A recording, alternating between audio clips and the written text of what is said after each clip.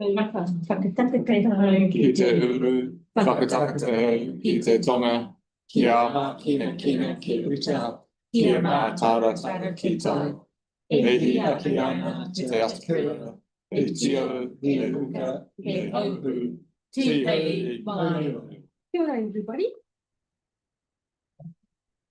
Welcome for our briefing this evening. We had apologies from, not apologies, we have got attendance via online from Pauline, Victoria, and Emma Twiddell. Victoria might be a little bit late, so apologies for lateness for Victoria and Jake. And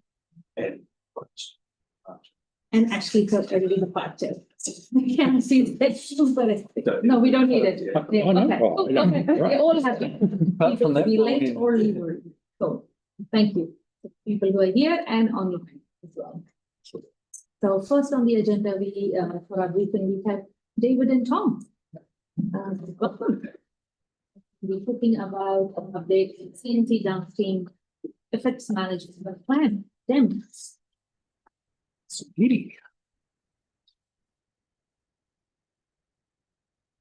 Good afternoon, board and chair. Here, I will tell you some project manager for them, and then it is Tom, our senior software engineer. We also got my team leader James sitting here supporting us.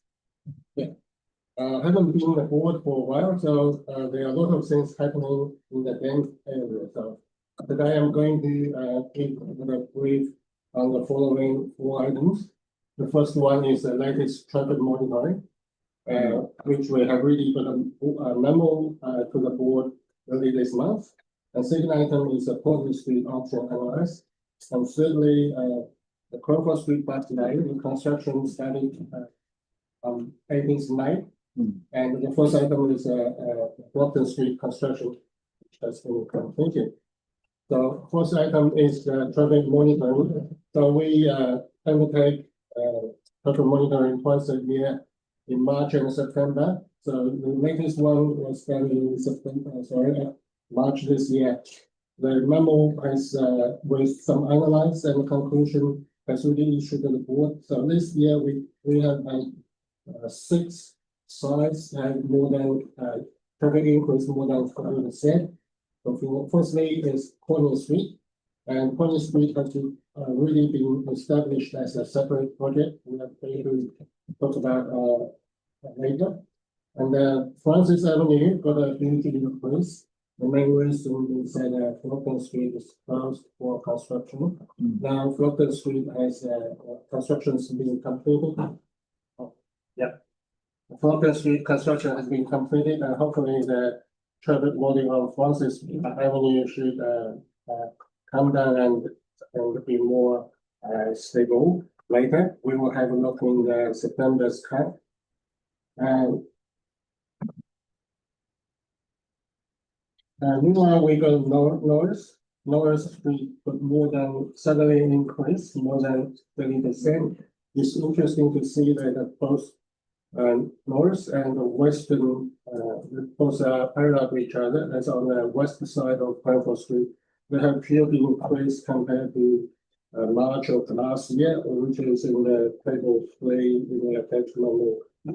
So this mainly contributed by the PM northbound traffic, but we haven't identified the reason of doing that. We're thinking that maybe related with commuting traffic. We got Rutland Street has more traffic compared to last year as well. However, all these streets have absolute traffic volumes less than 1,000. So our independent traffic engineer is not too concerned about this. He suggests we keep on monitoring this and come back with any other suggestion later to see if there's maybe an impact. So that's mainly the traffic monitoring results. So next item we're going to talk about is Corning Street. As a board, as Corning Street has more than traffic increased more than 30% since 2024, and the board has concern on that, and also the independent engineer.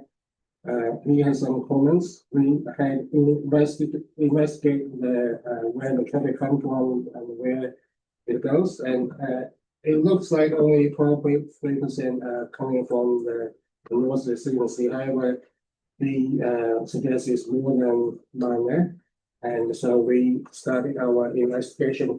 Because as a really how to say a brand new project, we didn't have any objectives and scope set up, so we have undertaken a lot of early engagement to find out what people's concerns are and what kind of solutions they can us they like us to do. So we have had a meeting with St. Albans School on 17th October. So St. Albans School suggests that their biggest concern is the safety of the kids crossing on Westminster Street. So we have really provided the options to them previously. So one option is to provide a clear crossing. However, the school didn't have a resource to run another clear crossing. Even we suggest to move the current clear crossing on Trafalgar Street to Westminster and upgrade the clear crossing on Trafalgar to a zebra. But the school still hesitate on doing that. So we are going to provide a courtesy crossing. So that option will be consulted, included in the consultation of Collins Street, and also present to the board for approval. We also have an early engagement as public consultation carried out from 10th November to 30th November. Meanwhile, we had a meeting with the Collins Street Residents Association on 24th November. So talking about the results of the public consultation, we received 59 submissions. We divided the submitters into different groups, like the street residents who live on the street. There are 11 submitters, and the commuters who don't live on the street but driving or riding through the street, and also 2 property owners who has property on the street but don't live there. And one submitter mentioned has a business work on the street, and 3 organizations. One submitter mentioned they are on behalf of an organization. However, the submitter live on the street, and the comments doesn't seem to relate to any organization's view or public interest, so classified as irrelevant. So the main concerns from the residents are mainly the speeding and unsafe driving behavior, and the Collins Street are used as a shortcut from Brentford Street and St. Street. They also got concerns on narrow street congestion, difficulty exiting driveways, and also concern on the housing intensification and the townhouse development, which increase the pressure. However, the communities, they have similar but different concerns. They think that street is too narrow, has created one-lane bottleneck and lack of reliable alternative routes. So they have to use this route as, and also the school-related congestion, like picking up and dropping off, and there's some safety concerns. And the cyclists, pedestrians mentioned their dangerously cycling down the street, and also concerns on the speeding traffic. And yeah, so these are the list of the main concerns from commuters. For the organizations, Land No Vision New Zealand are more focused on the footpath width and the mobility aids and visibility at intersections and how to enforce the narrow footpath. St. Albans Residents Association fully support the curb ditch replacement, support the traffic calming, but need more information. And also, it's a kind of mixed opinion on the parking removal. So don't want all the parks to be removed. And yeah.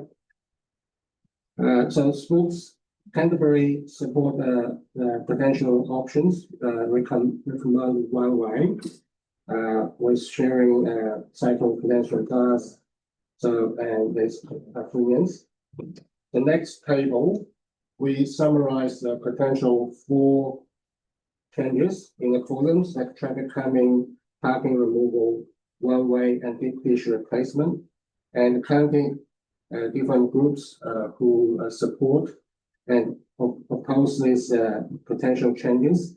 I want to mention that one-way we never mentioned in any our consultation material. So one-way options all raised by the subcommittees themselves.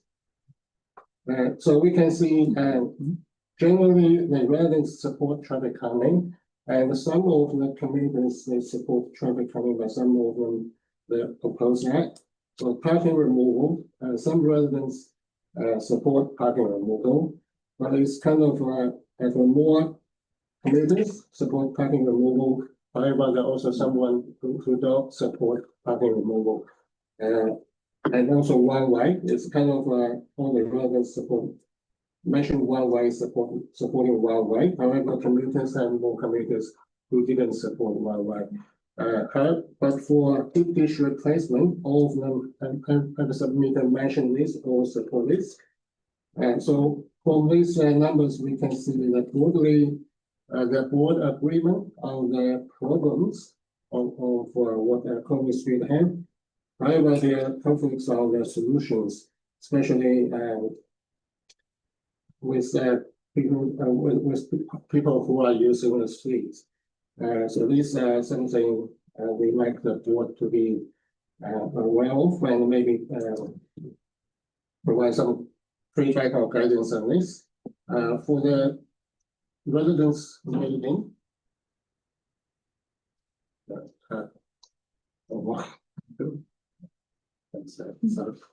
so the residents meeting, we got 3 elected members presenting, so thank you very much for supporting. And the feedback from the residents is similar with the pre-engagement consultations, and they got concerns about increased traffic, speeding, driving behaviors.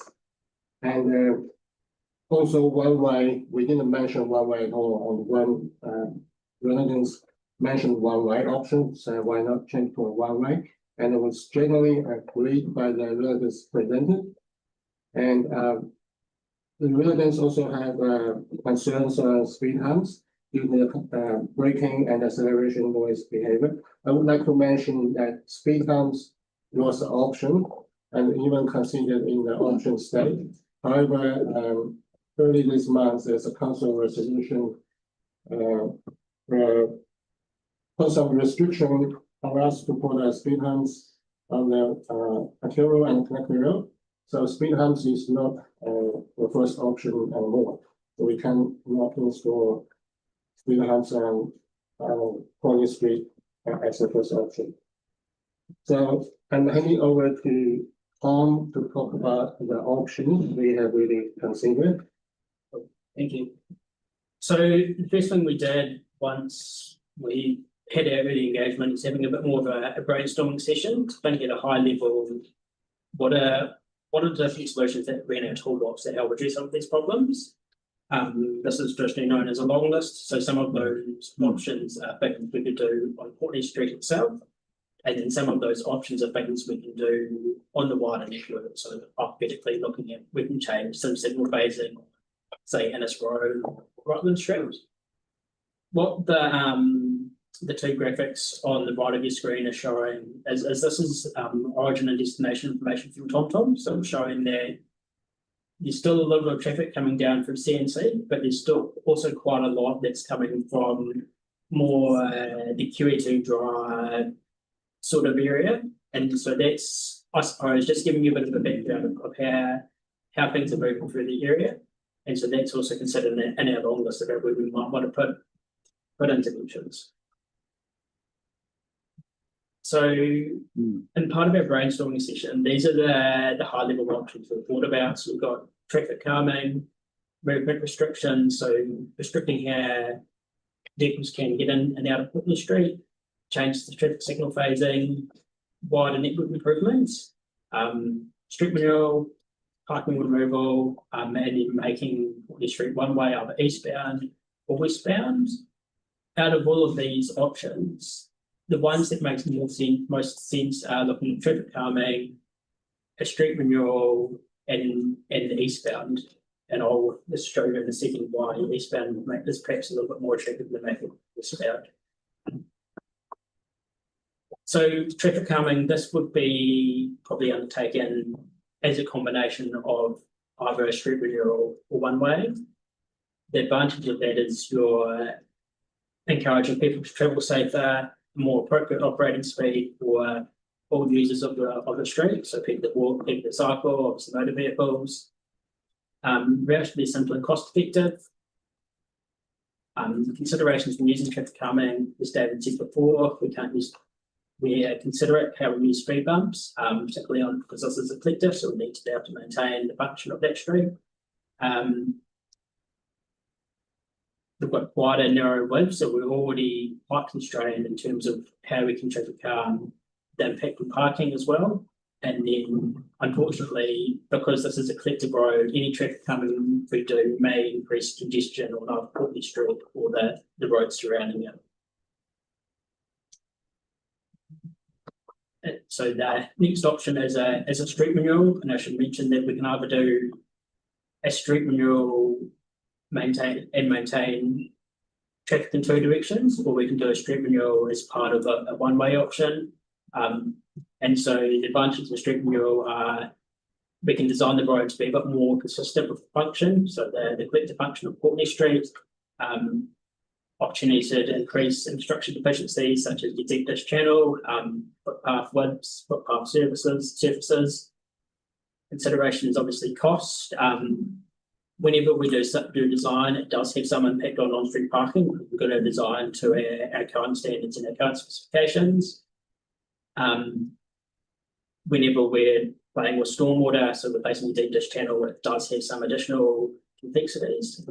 I should mention that when we were thinking about options as well, one of the challenges we've got in this area is there's not that many roads that can undertake that collector function. So if you think of that collector function, it's part of that bigger network from Papanui Road all the way through to Bramford Street. You've got St Albans, and then you've got Courtney. And so I was thinking about that whole connection. It's a very limited sort of cross town. And so this is what the street renewal could be. So thinking about car parking, to make Courtney Street function more efficiently as a collector, we would have to reduce quite a substantial amount of car parking. So that's taking out maybe 19 car parks and 16 are still retained. What we can do is split it. So the first part of the street, so from Trafalgar to mid-block, could be on one side, and then you switch it around. So when you're closer to the school, that car parking would be on the other side. Benefits of this one here, it's perhaps a bit more of a logical road layout for that collector function, wider footpaths, obviously infrastructure efficiencies. What I should also mention at this stage as well is this gap analysis or this high level assessment's been more focused on looking at what I call the function of the street. What we need to do next, once we've got some direction from the community board and prior to consultation, is actually think about more of the form. So would we do a cycling connection? Do we do that on street, or do we do that off street? And so it's trying to put a few more layers on and a little bit more additional thinking. We didn't really want to dive into that detail too much at this stage until we've got buy-in around what is the correct way forward. The other option is one way eastbound, and so benefits of this is it improves one-way, improves traffic flow. It's giving us more space on the street for parking or wider footpaths or amenity. One of the considerations, to switch to the next one. One of the considerations with one-way is that means there's a disadvantage for some vehicles coming home at night. So if you go eastbound, that's towards Bradford Street. So you would have to then come back via Westminster, down Rutland Street to get to your house. So that's a consideration. And a bit of network function.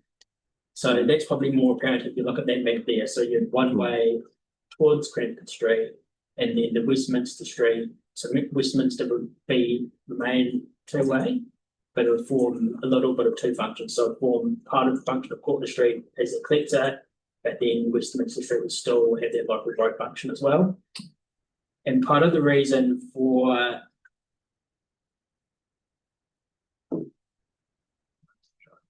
so part of the reason for why eastbound makes more sense is around the signalisation of that St Albans Street and Rutland Street intersection, and also the Westminster and Rutland Street turning restrictions as part of that major cycle route. So if we do that, so Courtney Street coming east, and then Rutland Street's taking the westbound traffic from Courtney Street, it means we don't need to do too many changes to them, because if we're getting into the detail around how we can change them, that is quite complex. And it has that impact on the major cycle route as well. So that's just something to think about when we're looking at that analysis on if we're doing it one way, what is the most practical way of having, or the most practical option for that one way to be. And apologies if I've lost anyone there. That's making sense. Yeah. So I think in a nutshell, that's the process we've undertaken to get to this stage. So having a look at the bigger picture, what are some of those improvements we can do on the wider network? At this stage, we probably parked them for now, because either they're what I consider business as usual, so they're things we can action in council as a day-to-day, like if we can look at signal phase and anything else. If they're more bigger picture stuff, there's a bigger picture with all of the other works in the city that we need to think about. So there could be some more longer term planning that needs to be coordinated. And so then for Courtney Street itself, the most perhaps sensible options at this stage are your street renewal when you're maintaining two-way traffic, or a street renewal but then having one-way traffic, and then the westbound traffic would come down to Westminster Street. So I think that's that in a nutshell. Yep, thank you very much. So yeah, that's two options we are considering to your consultation, and we like to hear any feedback from the board before we confirm the details of the layout. So next item is Cranford Street bus line. We have the memo to the board on the 1st May, explain there are some delays of the construction since approval from the board and council. So the construction started on Monday, 18th May.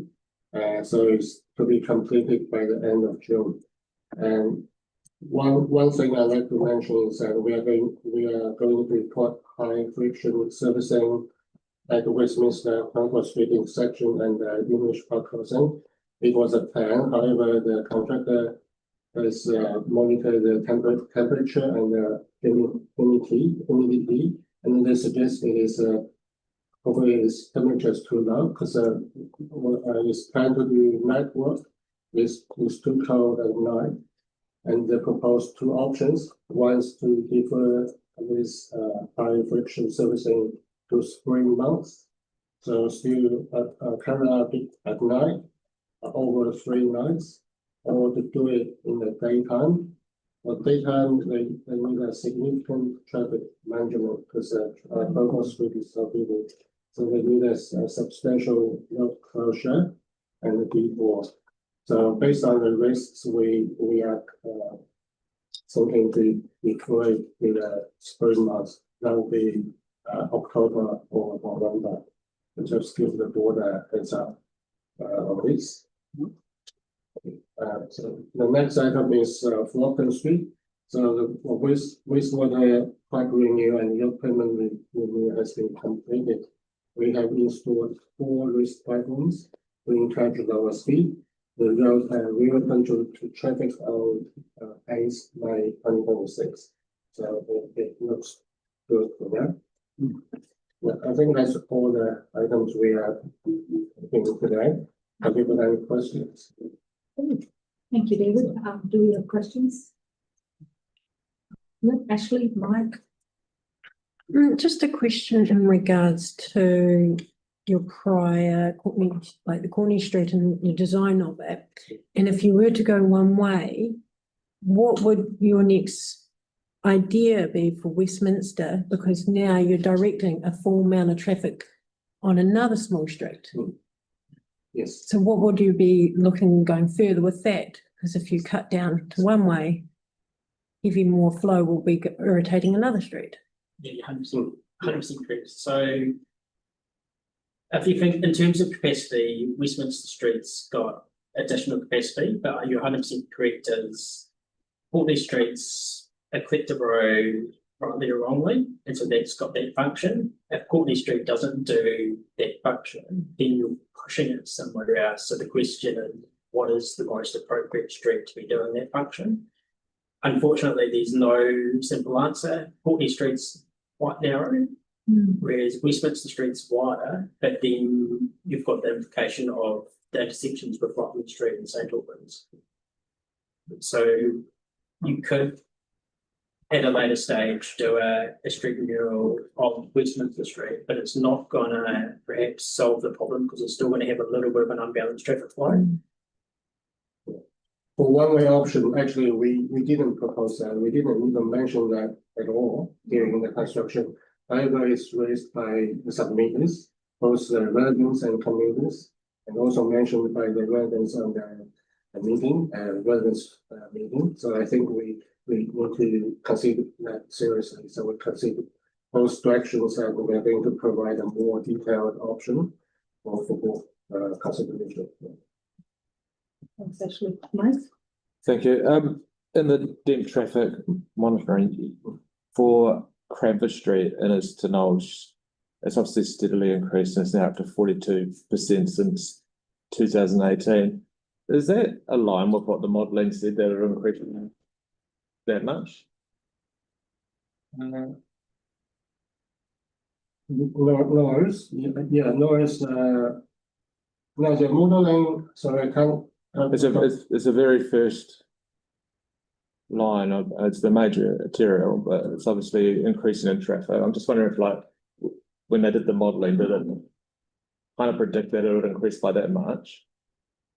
I don't have a number for that, but I can check the models. And the other question on that is, like, do we know what the split in traffic is like? I assume it's going northbound. Do we know how many are going out to the Waimakere district compared to how many are actually, I guess, Christchurch locals? Northbound, if there's most of industry, normally we're just heading north, but we didn't track those onto Purple Street for the west. Okay. But we can do some other origin and destination survey. But they take some time and cost. Thank you. With Courtney Street and the feedback you received, and you talk about commuters, how many of them are they? Do we know if they're from the surrounding area or further afield? Some of them are living nearby, so we have the address recorded, but we haven't analyzed further. We can do that. So some of them they are living on the nearby streets, so they don't support one way. They believe it's a longer detour coming back home, and some of them living further outside. Okay. And if we went down the option of one way, which would see traffic volumes increase on Westminster, would you look to reclassify that road? Maybe not. It depends on the traffic volume, because even local road, there are still some local roads have more than 3,000 vehicles a day. I will double check because we classify the road might need to go through some process. Yeah. Okay. Thank you. Simon? Thank you. Are we able to put the slide up showing the one-way scenario with the detour route, please? Go back Yep, that one. So at the moment, there must, I don't know if we have the origin destination data, but there must be vehicles that are travelling westbound on Courtney that are then coming around St Albans and turning right onto Rutland. And if this was implemented, vehicles will be able to come down Westminster, but they're restricted from turning right at Rutland. Do we know sort of what volume or percentage of vehicle movements would sort of be hit by that impact? Not off the top of my head. I think that was a consideration in review to West and East as considering that impact. I think from the analysis, you're right. Some people do it, but it's probably not enough to make the one way go the other way. And once again, that is quite a tight intersection, and then it's looking at how you make everything work with the MCS as well. Yeah. Okay. And David, near the start of your presentation, you were talking about a courtesy crossing, I think. Yes. Somewhere near the school. Yes. Where would that be, and what is that? That's the north. That's the north end of the entrance. Oh, yes. So currently, there's informal crossing. That's curb cut-downs. Yeah. But we recommend to upgrade to a care crossing. So okay. Yeah, they don't have a resource. So we are thinking to. I think we provide option with a curb build out with a curb extension to narrow down the width between the curbs. Yep. And but it's not a zebra. It's not a. I would say so we call it courtesy crossing. So in theory, the potential need to clear way to traffic. Yes. But sometimes the traffic could allow the potential to go first. Yeah. Is there room for a island in the middle? I think we had looked at those options, but they are driveways on either side. So you selected the clustering, public driveways. Yeah. I think it's once again it's pretty tight because you've got the turning movement. There's a bridge there. There's a lot going on. Yeah, there's a lot going on. So it's okay. Oh, thank you. Emma, would you like to ask a question? Yes. My question is in regards to Courtney Street and being in the DEMP as a secondary cycleway, but I haven't seen that included in this presentation. So at this stage, we're looking more at the high level question around what streets function as the vector. You're 100% correct that cycle connection is important. Now that we've got perhaps a little bit more steep in the board is thinking about, well, do we have that cycle connection on Courtney Street, or do you have it offline? So hypothetically for English Park and coming through that back way there. And so part of that is just finding that balance. Oh, okay. So around the back of English Park, connecting up onto Trafalgar Street. Yeah, so that's one of the things we're thinking about. The other thing that I initially considered is we would have a shared pathway on Courtney Street. My preference is probably not, just because of the high level of driveways, and there's quite a lot of activity happening on that street, so maybe a shared path perhaps not appropriate. Okay. And my other question is, has there been any thought about what to do on Roosevelt, which is also over the 40? Yes, Roosevelt has traffic increase more than 40. So, but the absolute number is still less than 1,000. So we are focusing on Courtney Street for now. But once the improvement of Courtney has been done, there may be some changes on Roosevelt. So we can consider that later. Yeah. I've just been watching Roosevelt in the mornings and so forth. So there's seems to be more and more cars turning off Innes onto Roosevelt, coming down there. So yeah, and it was interesting to see that it had just had a new surfacing put on it when it's actually up for some work under the DEMP. I was disappointed to see that. Oh, there's some maintenance work happening here. Mm. Okay, thank you. Thanks, Emma. Pauline, do you have a question? Sorry, I dropped out and I'm late, so forgive me, but can I just confirm that you're looking for a steer to consult on 2 options, is that correct? Yes. And that's looking at a street renewal or one-waying eastbound, yeah? Yeah, I think one way also include street renewal as well. Yeah, it's kind of a combination, yeah. Interesting, because I'd probably be more support the street renewal retaining the 2-way personally. Now, and just clarification, the Trafalgar intersection there, if you're coming away from Edgware Road up Trafalgar and you want to turn left to St Albans Street or Rutland Street there, you know where I am? Yeah. Is that proposed to be retained as 2-way in the one-way option? No, so if you're one-way, you'd have to one-way from your signalised intersection. And Oh, so really? that would be, yeah. So that probably should have a little bit of a blue dotted line alongside it as well to make it really clear, because you've got the detour orange, but you need the blue as well, because I wasn't clear on that. I think it's going to be an issue with people coming, travelling from the east, travelling west and trying to get into the city that way. And a lot of people are doing that. And we might find what will happen, people will start running up Roosevelt, Jacobs, Gossip to get onto Melbourne and onto Rutland that way. So I don't know. Doesn't to me look like a very nice option, that one. And if anyone else has got concerns about that.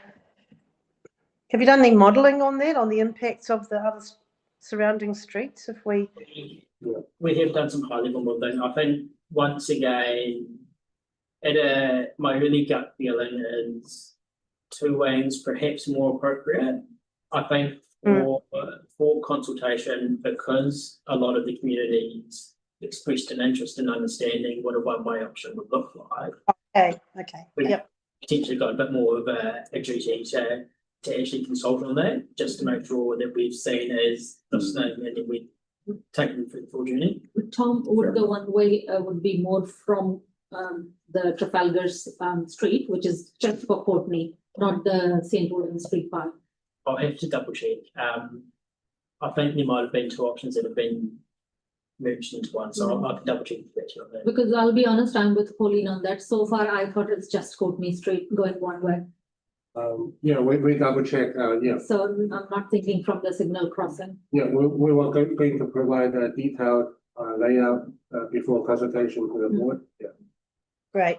And the renewal is the whole shebang, isn't it? The and everything. Yeah. Thank you. Can I?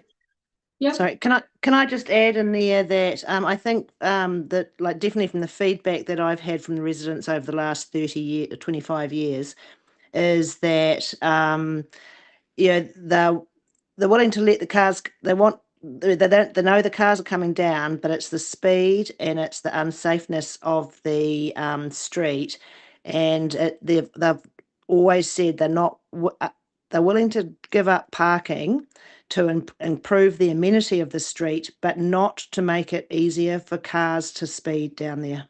Good point.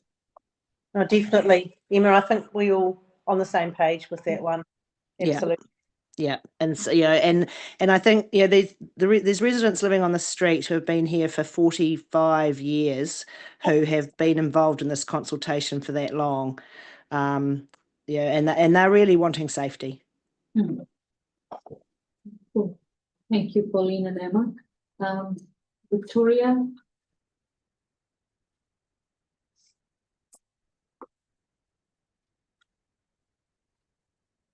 You're on mute.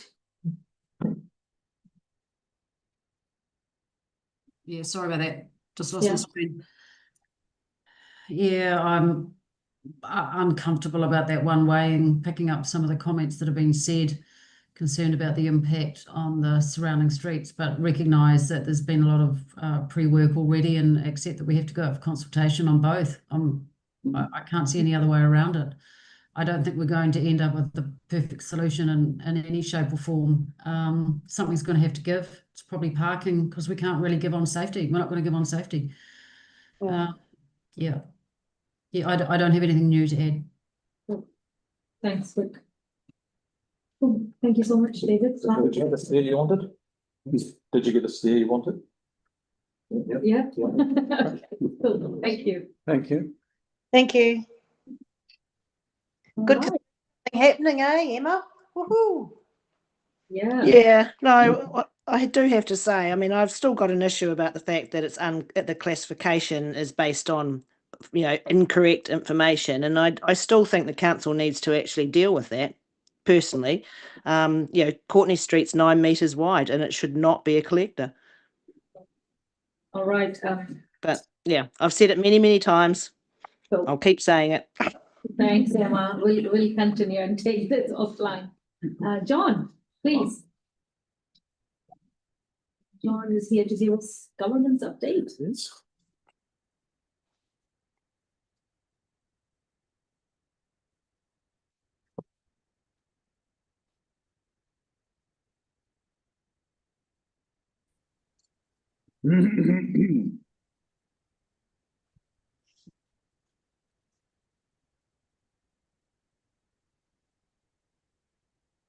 Thank you, Sunita.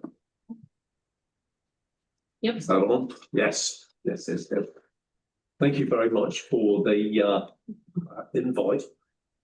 Following a discussion at the Community Boards Chairs Forum a few weeks ago, it was suggested that I tour around each of our wonderful 6 boards and just update the boards on a couple of governance issues that are crossing our collective desks at the moment. Offer to answer any other questions about what's going on in the unit, and take feedback from board members on anything else that they would like us to cover into the future. So it's a bit of a hello, here we are, and an update on a couple of relevant bits. The first thing I'd like to discuss briefly is the governance partnership agreement. For those that may not be as aware of others, the governance partnership agreement is a brief agreement between the council and community boards around the collective approach to local decision making in Christchurch. So essentially, it describes in broad terms what each body does vis-a-vis decision making. Essentially, it says that our board's focus is local, and has the ability to feed into citywide decision making, which is council's focus. Feed into that citywide decision making on behalf of a local perspective. It's otherwise described as the concept of subsidiarity, which points to decision making being made as close as possible to the people it affects, and it's quite an interesting concept. And you'll see more later. The agreement itself also attempts to define exactly what's a local issue and what's a metro issue. What's the test? And every now and then that test is tested and quite important. The partnership agreement is accompanied by a whole range of delegations which support the above. The council are the delegators and delegate to the boards a lot of the local decision making. And from time to time delegate a bit more.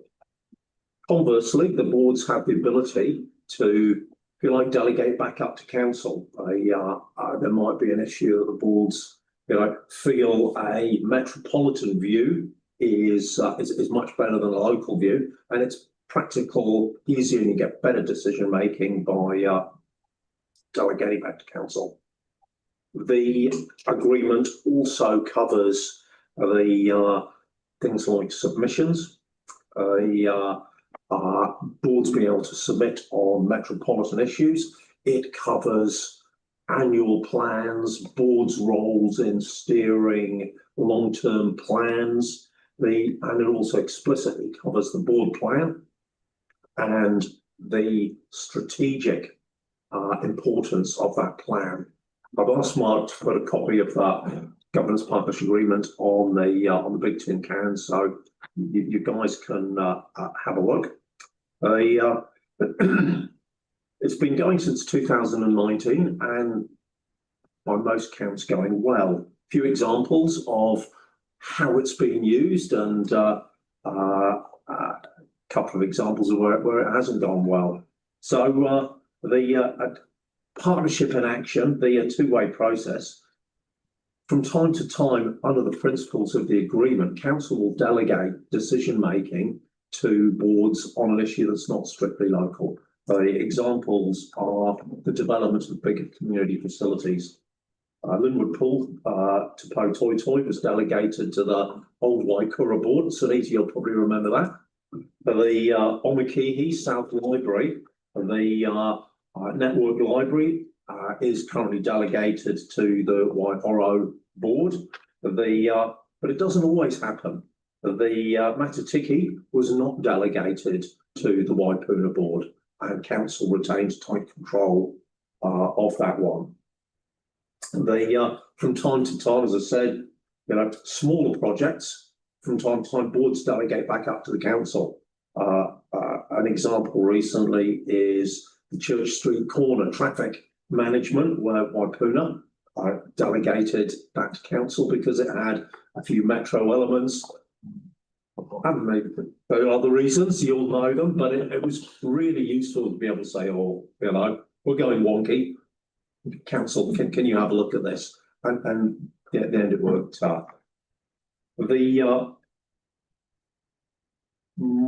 We're having more board decision making and less hearings panels.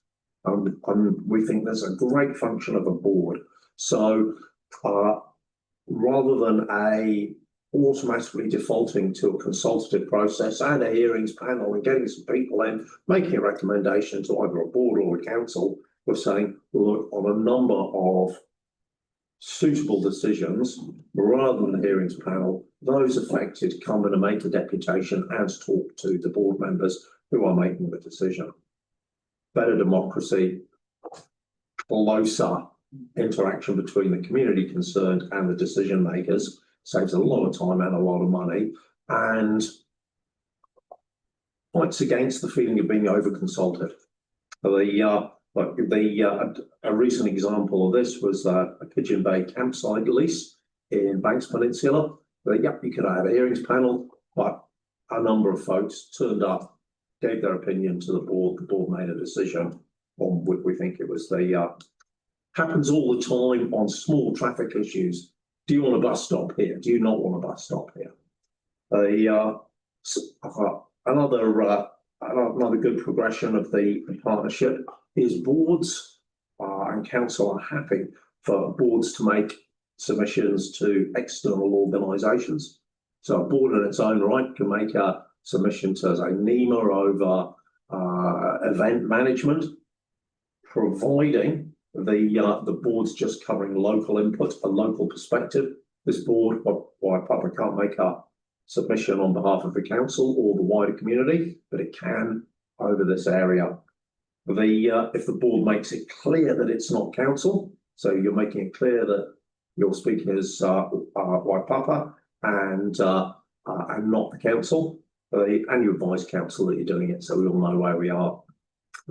So 3 or 4 examples of a governance partnership actually working over time.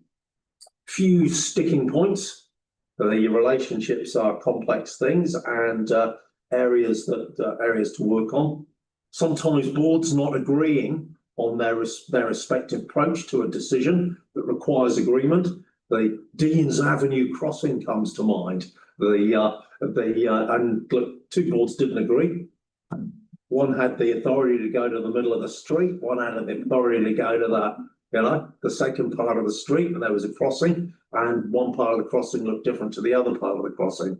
I'm not here to say what part of the crossing worked best, but it's just one of those issues that We all know the answer to that, John. I know the answer to that. But it's something using the principles of the agreement we'll look at and try and iron out. And then here's one for you, Pauline. Sometimes under this that the boards, it's a local decision. The boards are empowered to make it, and they make a decision, and the council might not like it. Whether it's bumpy bits and speed humps or cycle lanes on Park Avenue, something like that, Pauline. These things come up. They're always going to come up. We tend to follow that the principles under the agreement and get some traction in sorting it. We were asked to review this about 18 months or so ago. We started out, I think we did a bit of a board roadshow. We said, how's it going? There were a few little tweaks that could have been made, more grammar than anything else. There wasn't a huge will or momentum anyway to change. We said, okay, let's have a look after the election. We've done that. The reason we're probably not going to, two reasons we're probably not going to advocate a more formal look is we don't hear much about it because it's working. It doesn't seem to be broken, not because of what it says. In fact, it's because what it says are the ways of working. And who knows, local government change that's been, mooted might make this, I think in the past, we just don't know. So until we know, we probably won't recommend that anyone takes a lot of time in looking at this. We'll just behave by its values and enjoy the situation that we've got. Second thing that I just thought you'd be interested in is standing orders. The Red Book, our friends. Standing orders are changing. So Mike Bingham might know a bit more about this.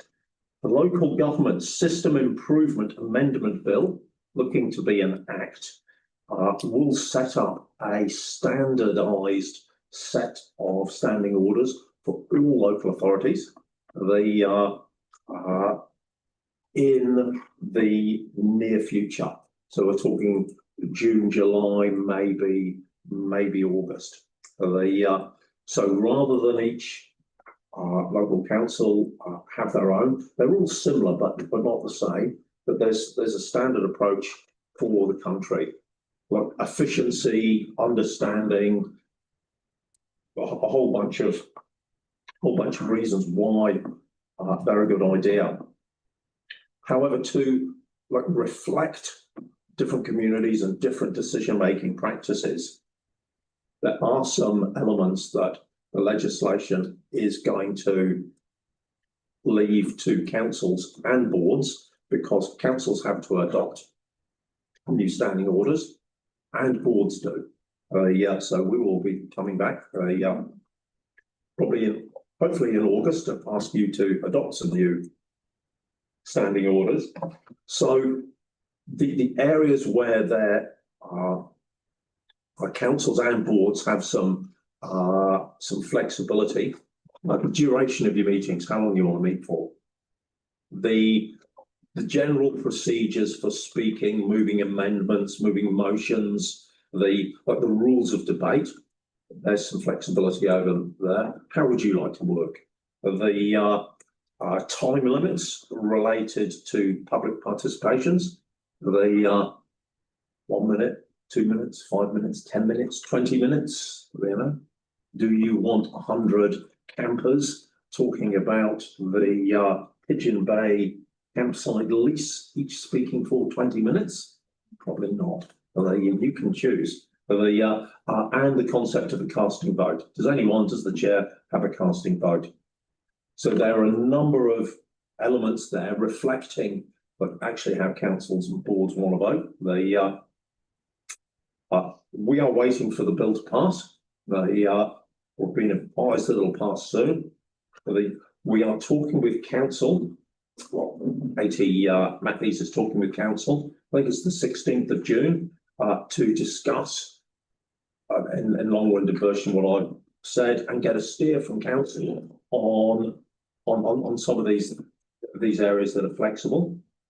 Following the 16th of June, Katie will go through governance teams and bring that roadshow to the boards, do a lot more detail than I've done, and get some feedback on options and where you'd like to go.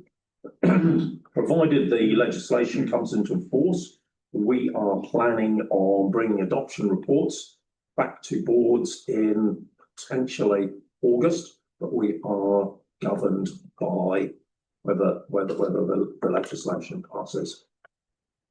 Not a major unless you're really into standing orders, but it's surprising how useful these can be.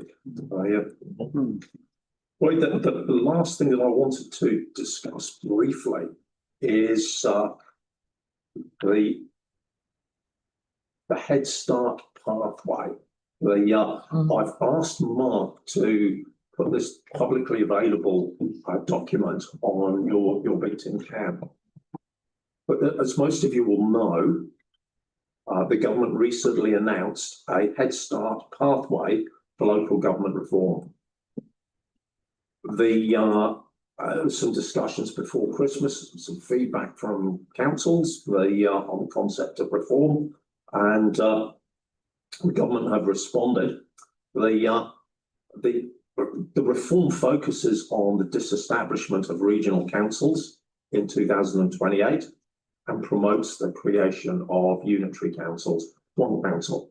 So an ECAN and a Christchurch City together as one body doing the same thing. More importantly, at the moment, the Head Start process provides for a voluntary 3-month window for councils to submit outline proposals for potential reorganisations. Proposals must involve 2 or more territorial authorities and will ultimately be assessed and decided by local government.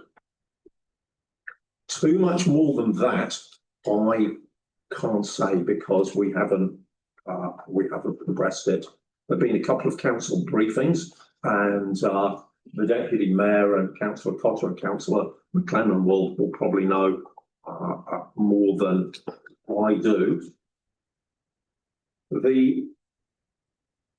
So the period between May and August is for authorities to submit outline proposals, and you can probably hear in the media, I'm sure there will be discussions with neighbours, Selwyns and Waimax, in the near future. In September, Cabinet agrees proposals in principle. And says, look, okay, go away and do a bit more work on this. Final proposals submitted in March 2027. Council confirms proposals in May, makes some policy decisions. The proposals, I think, have to be confirmed by legislation. Legislation needs to be passed to legitimise them. That's Q3 and Q4 in 2027. Q1 2028, providing things go to plan, legislation will be enacted in time for implementation and local elections in October 88. This high-level time frame is included in the handout. Probably for community boards, one thing struck me as when I read the document, when the government talked about the how proposals will be assessed. They talk about deliverability, will it work?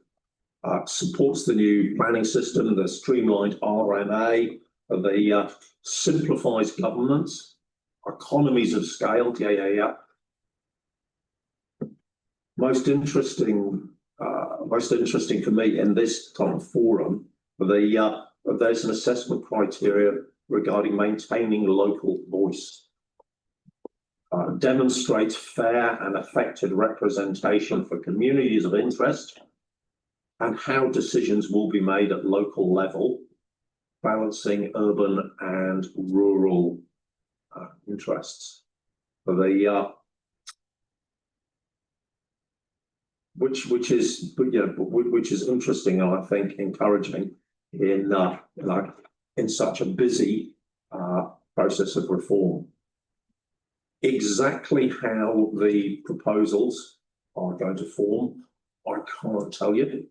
They are 3 months from woe to go.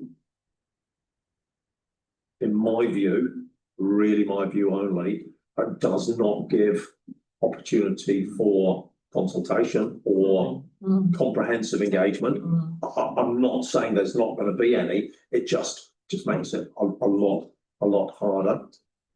I do know that there's been a council briefing. And I do know that everything I've said is absolute public knowledge. So I'm hopefully not going to get shot for saying it. I don't think that any really preconceived ideas and opinions, although people will have their own views on how local government should be acknowledged. My personal view is that I think the government are looking for change, and they're looking for the 5 assessment principles that I've mentioned, and probably to get in and join in and have a pathway, and have an involvement than not. I've asked David Griffiths, the head of our strategic policy unit, to come and have a chat with board chairs about a week and a half's time. That's our next meeting. I'll make sure that meeting's recorded and make sure that it's available for any other board members that want to listen. The other thing we'll do is when we're updated and it's not PX, we'll make sure that goes out to community boards. 3 governance bits, little bitsies to major generational reforms, just right for a Monday afternoon. Very happy to answer any questions about that or anything. Thank you, John. Sunita, thank you. Simon has spoken. Thank you, John. Always nice to see you and appreciate you coming out. You'll be shocked to hear that I have some thoughts on governance partnership agreement and other things. Firstly, in relation to the Head Start process, reading the governance partnership agreement, it says the council will engage community board early in planning and development phases, will have particular regard for community board feedback on relevant, significant policy planning, blah, blah, blah. So where is the opportunity, acknowledging the timelines are tight, but that shouldn't take away the significance of community board voice in doing what's being formulated.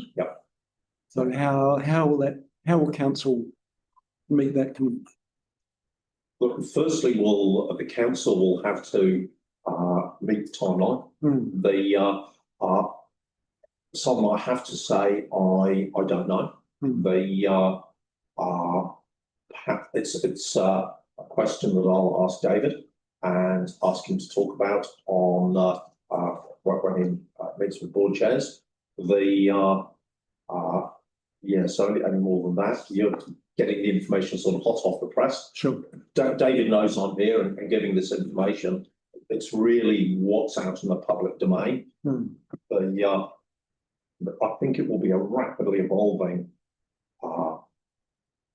forum. And more than that, it would be wrong for me to speculate. Yeah. Good point. Next one is just around reviewing the partnership agreement. Yeah, the document as signed says this agreement will be reviewed within 6 months, blah, blah, blah. And 6 months obviously took us into COVID times and things got a bit weird. So I'm not hung up about the 6 months, but the document that our board signed at the time did include a commitment to review, and I'm a bit disappointed to hear there's no intention to review just because we haven't been complaining enough about it. That doesn't seem like good process. I'm not sure that's what I said. Apparently, I think I said there's been a number of instances where we've seen the document checked, where we've seen it tested, where we've asked it to resolve issues, and it has.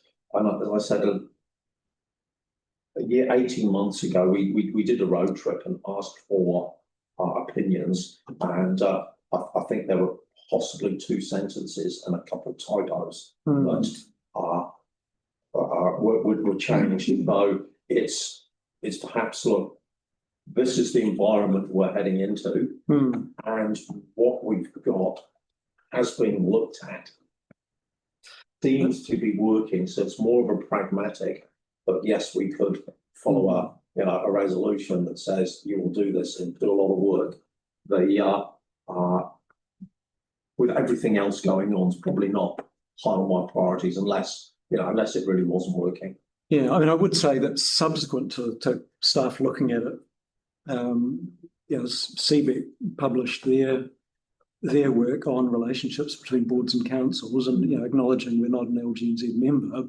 However, CBEC's work is in the public domain and applies to us as much as anyone. And there's quite a lot of work, quite a lot of content in that around council board relationships, some of which I think we do extremely well, and some where there is some area of work. But I'd also have some specific thoughts on things that could be better. But in the interest of time, one last question: what is the current thinking in terms of representation review, given the statutory timelines around that and the environment we're in?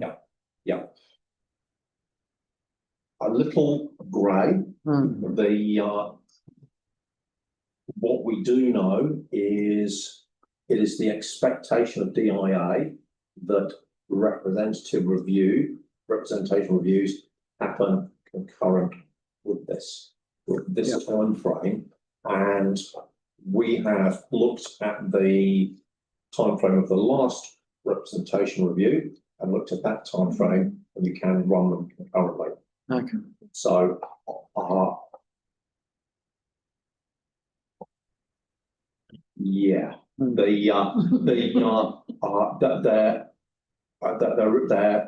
is the capacity and the intention to run the processes concurrently, because suggested change will automatically require a review. Yes. So you will have to look at the makeup of the population, the demographics, where people are going, how areas are represented, are members elected at large, are they elected for an area, are they elected for a ward, and going back to this, how's local voice maintained, but also how are you going to have simplicity governance across a bigger region and more functions. So it really does steer to representation review running concurrent to a proposal, maybe fine tuning. Okay. That's what I've heard at the moment. Yeah. Okay, thanks. Mike, please. Thanks, John, for the information provided. Just a couple of questions. Has City Council approached any of the Runanga yet about the Head Start? I will find out, Mike. Mark, could you possibly note that down for me? Yeah. And has there been any discussion amongst staff about discontinuing community books? none that I've been involved with.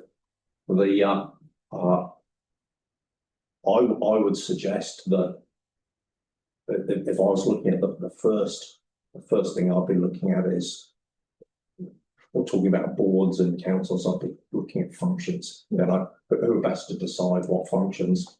I'm also looking at maintaining local voices.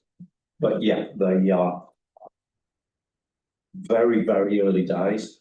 I mean, this was published on the 15th of May. You know, but I think we've had one by the council briefing to say we've got it. We've got plenty of time, right? Yeah, it's plenty of time. Yeah. Lots of stuff. You could, Pauline or Victoria, Emma. No, I'm fine. Oh, Yeah.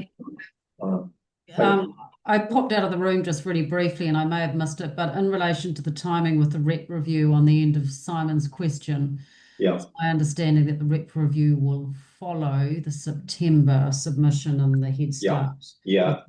I missed the end of what John said because I had to pop out. But they're not actually happening. We're not working on it at the moment until we land somewhere in September. And just also letting you know that there are fortnightly meetings at the moment between the mayors and the deputies and the CEs. We've got another one lined up with Waimakariri and Selwyn this week, as well as the mayoral forum. And yeah, like John, I haven't had any firm information about where it is that the community boards fit into this early 90-day period, but I'll certainly be raising it at the mayoral forum. I'll be attending that with the mayor this week. Yeah. Thanks, Victoria. Could you let me know, has there been any engagement with the Runanga yet? Oh, look, I remember asking this question of Paddy Huddison Hunt in the chamber. Pauline, can you remember what the answer to that was? I think he said they were waiting on some further external advice to land, and then they'd be coming back to us, because I asked the same question, Mike. Pauline, can you remember? I think that's correct. I think that he said that we were waiting to kind of get some kind of an idea of a framework that we might be putting up first.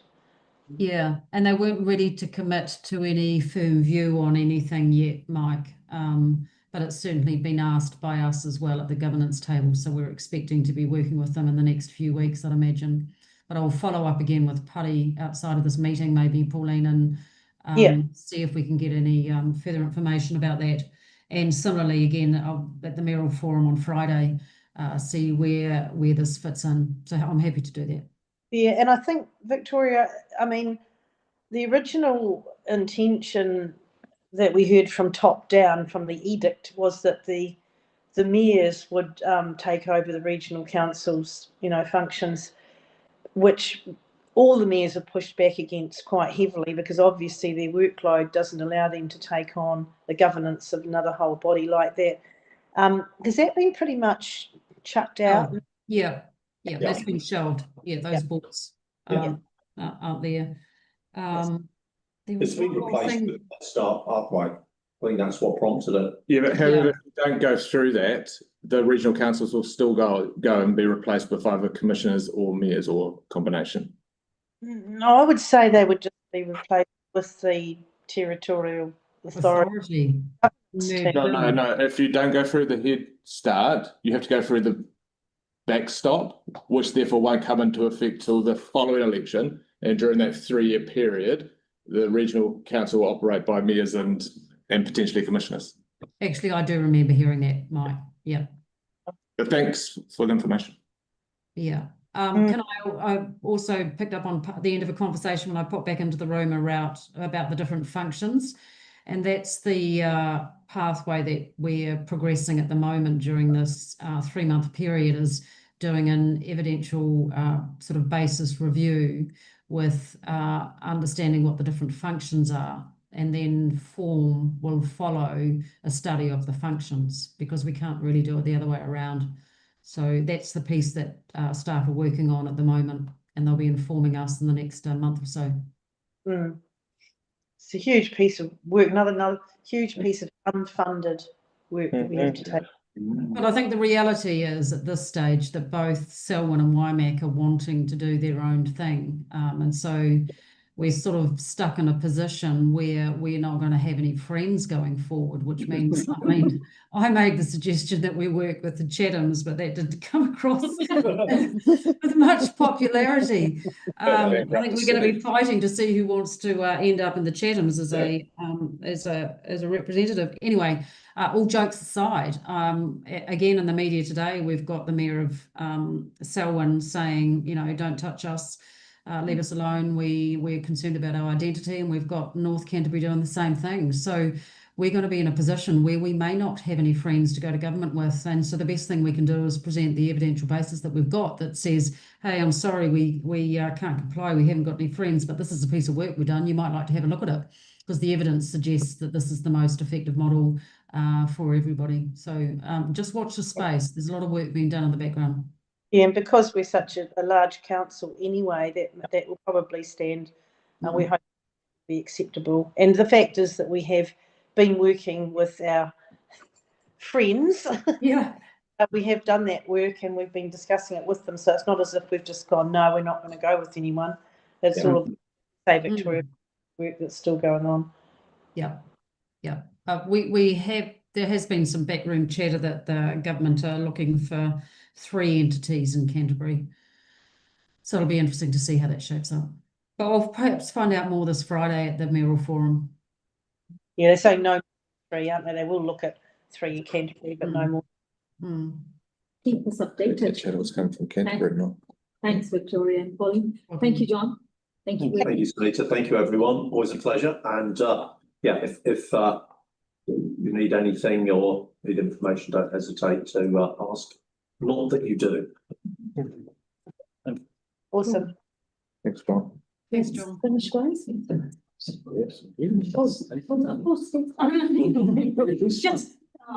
Just to last. Apologies from Emma because she is away sick today.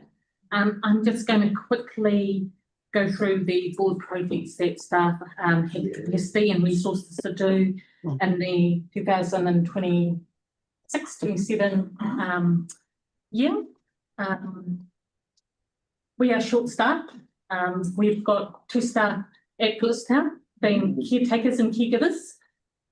So yeah, any other projects will need to go through Emma and be negotiated because our capacity is a little bit stretched at this time. So the first one is our normal youth development fund, supporting our awesome rangatahi, doing their thing. Our next one is Some of Your Neighbours, that has happened for many, many years.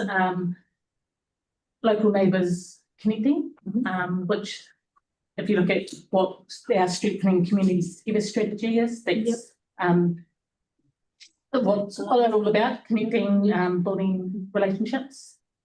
Then we have youth recreation, community liaison.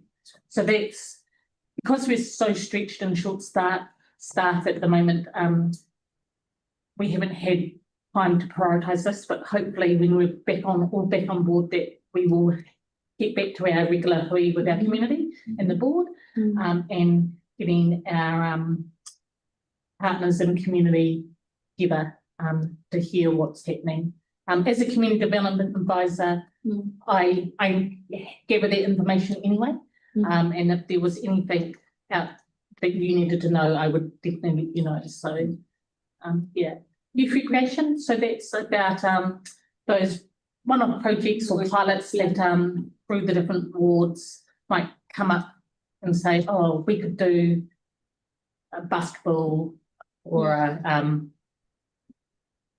just recently Te Ōrāhau had a community day at Northcote. So that just gives us a little bit of flexibility when groups say, oh, we know this is going to happen, this is going to be really good for our community, so we can action that quite quickly rather than doing a DR, making the group do a DRF and come to you guys, that we have that money to do that quickly. And the last one is the Community Pride Garden Awards.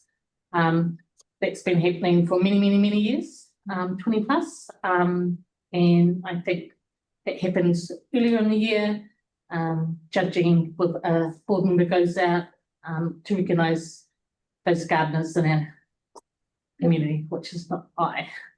But yes, those who like to spend time and in the garden making a church ready. So that I'll run through them really quickly. So in general, there's about $27,000 approved by projects, and they will come to the August meeting. So you'll do your strengthening communities, you'll create your DRF, and then the board projects will come out of your DRF. So you'll be able to make decisions and start to make recommendations, but as decision makers, you will make those decisions. Dace, it's Emma. Can I just add in the Community Pride Garden Awards? Matt McClintock and I met with the Beautifying Association last week, and at the moment we're just waiting on further information from them as to whether or not they will be continuing in the same iteration as they have been, or if this changes. We're a little bit unsure at the moment as to what this may look like. So even though we'll progress with this, it may change nearer the time to the DRF, depending on what the Beautifying Association come back and let us know. No? Any questions? I can see Victoria has a question. Thank you. It's just in relation to the community liaison, recognising that you're short-staffed, you're under a bit of pressure and a bit stretched. Having attended a few of those meetings now, I do wonder whether we need to review the form and function and how those are working. I'm not sure if we're hitting the mark with it. I think we tend to get the same people and we have the same issues and nothing really gets progressed there. I don't know whether anyone else has got thoughts on that or whether there's any plans to review that. At the risk of interrupting you, I'm sorry. I was going to bring up the same thing and mention, could we look at Fendleton Waimaori Harewood? They have theirs at a different time, remember? And they had a huge turnout. Was it time or I can't remember, but I think it's, and they said to that board that the principal said that time that we have ours is not good because they're doing all the stuff before school, and and that may be why we have a low attendance. I wondered if that was the principals, meet the principals session, Pauline. I remember it as well and being surprised at the number of people they had turning out for that. I think it was that they presented to us recently rather than the community liaison, unless they were combined. Oh, sorry, so I am talking about the school principals. That sits in the community liaison. Oh, okay. Yeah. Got it. What you were talking about. We could look at what they do because they had a huge turnout. Yeah, I think it would be helpful just to perhaps, with the assistance of John, or someone to look at what other boards do and what's effective, because we just seem to be getting the same people, particularly to those community liaison quarterly meetings that we have at in St Albans. Don't know if anyone else has any thoughts on that. I agree. Yeah, thanks. Couple of thoughts. On that. Speaking as someone who has a foot in both camps and participates in those as a representing a community organisation, there isn't really an alternative to that forum. It does provide a space just to connect and network that those community groups don't otherwise have. So I see value in that, but I'd suggest maybe staff, if they have capacity, just reach out to the community groups and the people that typically participate and just get some feedback from them. You know, how's their experience been? What do they like about it? Not like? Would they do something different? Would they like it again? And perhaps be guided by that. Do also just have a question on edible and sustainable garden awards. Where are we at with those? Oh God, yeah. I think we discontinued those a couple of seasons ago. And I think the rationale was because of our community gardens, and if we look in our area, we've got St Albans, Richmond Community Garden, who kind of do a lot of that mahi for the community now. And that was probably not our lane to be in, but obviously that's just the thought process. I wonder if we could look at talking with them to see if they wanted to run something, or if they do, how we can support them to do that. It wasn't supposed to be a competition or an award, it was more of a recognition. Yeah.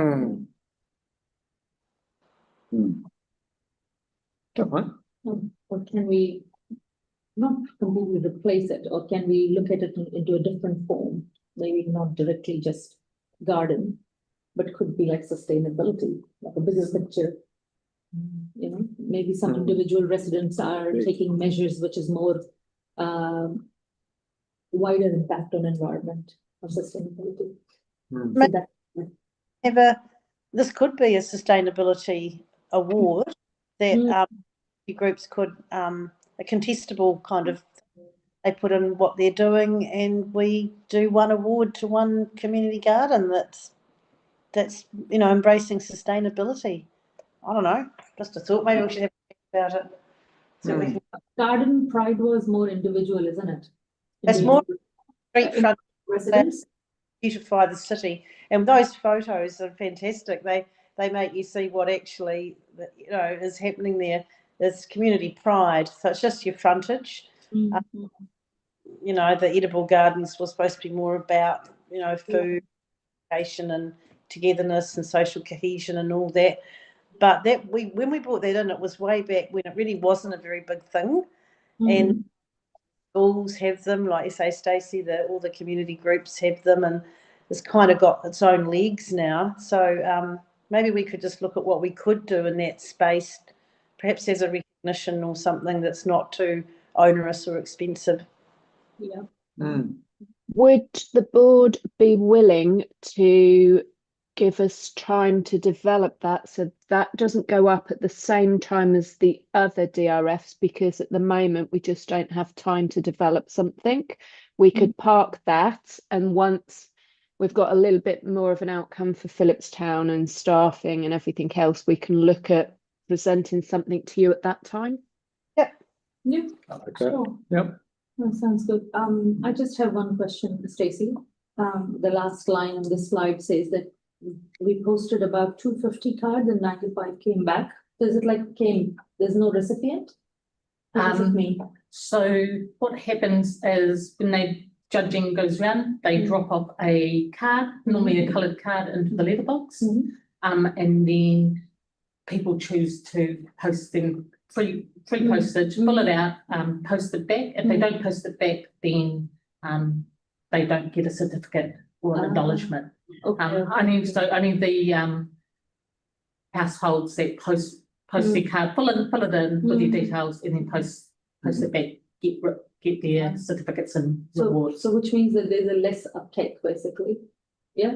That's actually a very strong response rate, something like that. To mail something back is quite an undertaking. That's stressful. No easy job. Beginning of.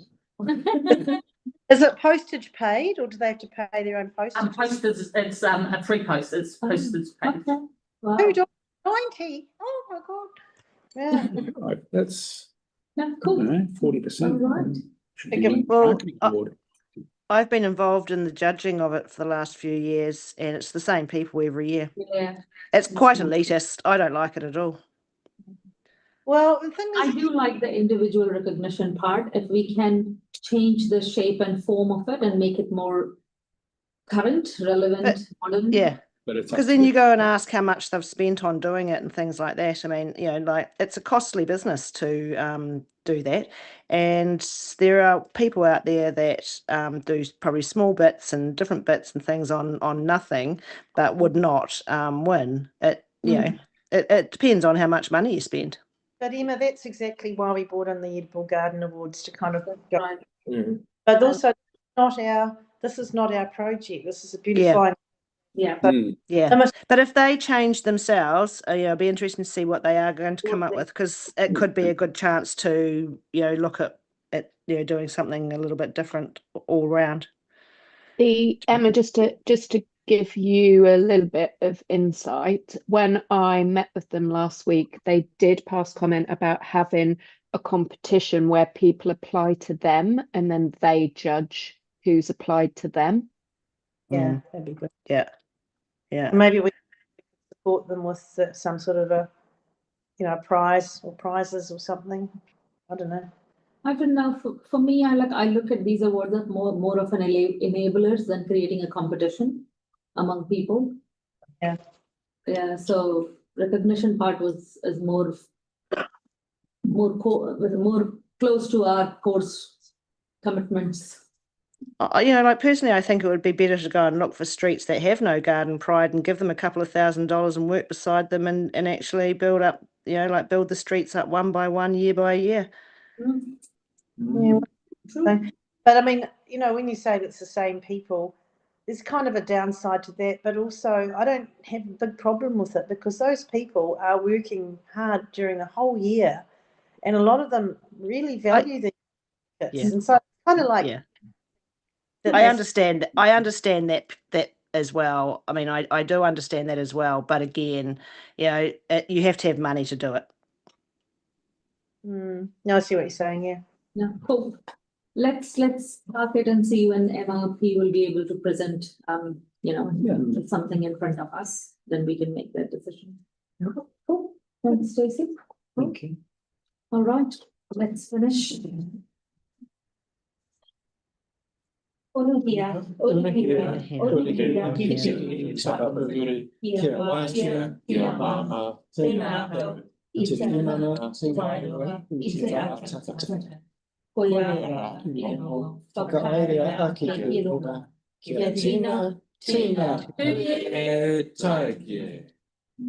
everyone.